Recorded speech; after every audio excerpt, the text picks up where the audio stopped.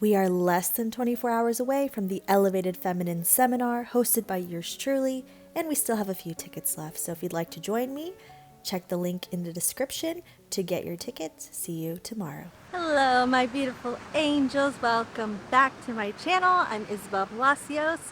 If you haven't subscribed, now is a good time to do so. I wanted to ask a question today, and this has been something on my mind that I've had basically since I took my break from creating content and I was on my maternity leave.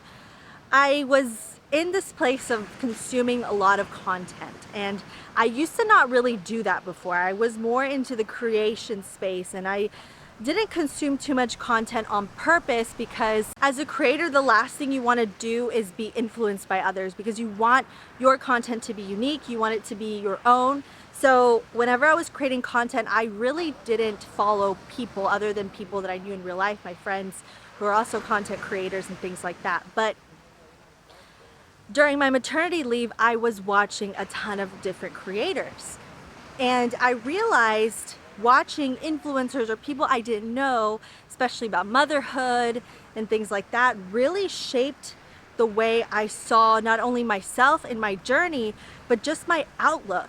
So whether we think it or not, and this could be something that's not just specific to me, maybe you've noticed this phenomenon, who is influencing you? That is the question I want to ask you today. Who is influencing you? Who are you constantly watching? Whose content are you subscribed to? What are you consuming, whether consciously or unconsciously? I noticed the more I consumed online of other people's lives, the less I was paying attention to my own inner world. Influencing is a big business these days, right? Influencers are more influential, I would say, than celebrities, politicians, people that are conventionally in the public eye. But the thing is, these people are often just regular people, right? People like you and I who have decided to create content and put it out there. A lot of people put their whole lives out there, their children, everything. So they've allowed you this lens into their life that you are now consuming and you're being influenced by. The thing is, even celebrities don't have this immense power that influencers have, because influencers make you believe, and I'm not saying this in a negative way, but they make you feel like they're just like you, right? They're regular people and that you relate to them, and you're watching them constantly and they're choosing the part of their lives they wish to show you. Is this a good thing or a bad thing, right? How is it affecting you? That is the question, because for some people it may be good, right? There are people I followed along my journey that actually helped me and helped in my growth. But there's also those people that I realized were kind of like taking away my energy. All this is to say, it could be a good thing or a bad thing, like I said, but we have to be conscious of it because it's become such an ingrained part of our life, such an ingrained part of our society, of our culture, to accept influencing and all that. But there can come a point where you are being influenced so much that you're constantly watching people that you don't know in real life, and in reality what they're showing you is not the reality of their life, but it's still influencing you to believe certain things. So how can this turn into something negative? Well, there comes a point where it becomes unhelpful. Why? Because you may say, wow, this person has all this money to pay all this for nice things and this and that, and then you feel inadequate because your behind the scenes don't look like their highlight reel. What you can do, especially as a parent, I mean, the comparison is crazy as a parent, but what you do for your child may feel like it falls short because it doesn't look like what this influencer is doing, right? Or what this culture of buying, of consuming, of linking, of saying, buy this and buy this shoes, buy this outfit, blah, blah, blah, and then you'll feel better. And it's leading kind of like this dead end where we're trying to keep up with the Joneses of people we don't even know, that we only see their highlight reel of, and thus it's making us feel a lot less by comparison.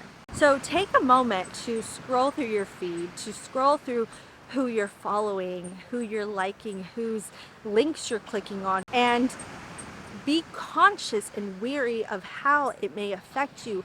Whether you say, oh, I only follow these people and I'm only on Instagram for about 10-15 minutes a day and I'm only just scrolling and liking.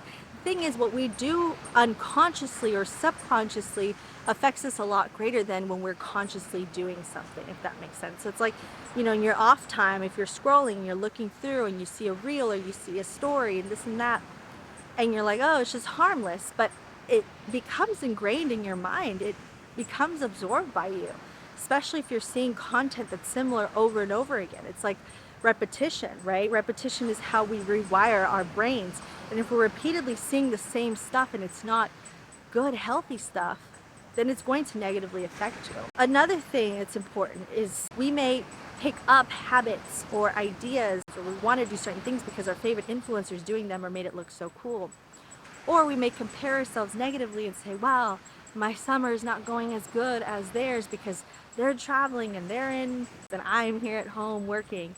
And so that's why it's good to take a step back and instead stand in your main character energy. Doesn't mean that you have to create content, because content creation is not for everyone. And you shouldn't feel pressured to create content if that's not something that you want to do. But taking the focus away from people and instead following educational things on social media. And yes, I know it's fun to follow people, but it's also good to take a step back and follow things that are only good for you. Consciously consume what is good for you. Follow people who are good for your soul. Follow people who make you feel good about yourself, who teach you things, people who add value to your life and are teaching you things, instead of just people who are sending you stuff to buy and things like that. And I get it. There's sometimes we want to follow people with fashion advice and things like that. I do follow people for fashion, but also I realize, wait, I don't want to just know myself for my fashion or for the way I look on the outside or the makeup. I want to focus more on the inward. And as you go through healing journeys, especially in the feminine, kind of start looking at everything with a wide-eyed lens and focus in on certain things and ask ourselves these tough questions, because we have to. This is part of growth. The people who once resonated with you may not resonate with you at all anymore, and that's okay. What's important is that you become conscious of how these people affect you, how these things affect you, how these accounts affect you. I had to unfollow a lot of accounts as I was going through my healing journey, follow a lot of people, and just follow those that I feel align with my journey and where I wanted to head. Whether those were informational accounts, health accounts, mommy accounts, whatever accounts. I was just more in tune with how these frequencies affected me, because everyone on earth, every tree, every droplet of water has its frequency. So when we are aware of those frequencies and we're cognizant of how they affect us, that's when we come into a place of power. And we'll realize when we cut out certain things in our life, how cutting those things out will make us feel lighter and better. Giving you that main character energy, giving you that queen energy, that goddess energy, that you are the one, you are the influencer of your life. You are the one that you should be paying attention to and pouring your life into, and focusing on living your life in the present moment. Not just recording for other people or being on, I've been guilty of that, where I would go on trips and just be recording the whole time or be posting my story. And now I don't do that. I either post late or I don't post at all. And I focus on living my life in the moment, because that is when I feel most me and most alive. And I feel like the main character energy. I'm not sitting back and watching other people live their life. I'm living my life in the present and more intentional. So just some food for thought for today. I hope you enjoyed this video. And if you did, please let me know down below. Let me know what is influencing you. What have you felt influenced by in your journey and that you want to cut out of your life? And consciously consuming, how are you wanting to move forward in your life? Consciously consuming, whether that's social media, whether that's music, whether that's television, movies, what is it? So I'd love to hear from you guys. And of course, if you haven't subscribed, be sure to subscribe. As always, my beautiful angels, always remember, no matter who you may be in this life, no matter what you may be going through or what you look like, your true beauty, your true worth, and your true power always come from within. I love you all, and I will see you in my next video. Bye.